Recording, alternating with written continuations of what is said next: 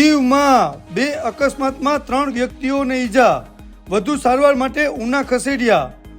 Diu ફુદમ road ઉપર Rambo resort પાસે એક ઇકો ગાડીએ બાઇકને અડફેટે લેતા 2 વ્યક્તિઓ નિહાલ કુરેશી અને અકરમ શેખ રહેવાસી ઉનાને ઈજા થઈ અને અકસ્માતના બીજા બનાવમાં મલાલા સર્કલ પાસે ડમ્પરે બાઇકને અડફેટે લેતા ચાલક અવતાર સરદારજી રાજ્ય પંજાબને માથાના ભાગે ઈજા થઈ।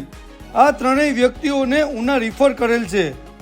દીવ ફુદમ રોડની એક બાજુ કામ ચાલુ હોય જેથી બીજી બાજુ વાહનોની અવર જવર વધુ છે, જેથી અકસ્માતો સર્જાય છે। આ માર્ગ જલ્દીથી બને તેવી લોકોની માંગ છે।